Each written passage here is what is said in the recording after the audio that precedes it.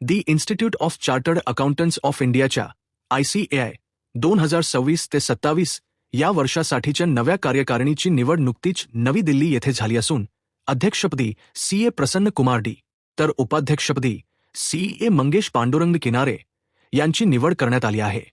CA प्रसन्न Kumar D हे ICAIचे 74वे अध्यक्ष बनले असून 1984 पासून चार्टर्ड अकाउंटंट म्हणून कार्यरत आहेत.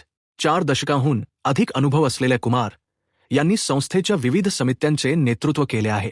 शासन व नियामक संस्थांशी संबंधित धोरणात्मक कामात सक्रिय सहभाग नोंदवला आहे. उपाध्यक्ष म्हणून 2025 ते 26 मध्ये त्यांनी चार्टर्ड अकाउंटंट्स बेनेव्होलंट फंडसाठी उल्लेखनीय निधी उभारणी केली होती.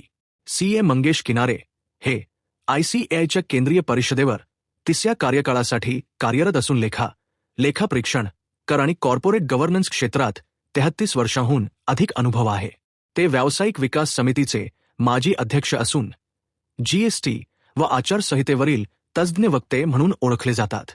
नव्या नेतृत्वाकडून व्यावसायिक दर्जा उंचावणे, सदस्य कल्याण व जागतिक स्तरावर संस्थेची उपस्थिती अधिक मजबूत करण्यावर भर दिला जाणार असल्याचे सांगण्यात आले.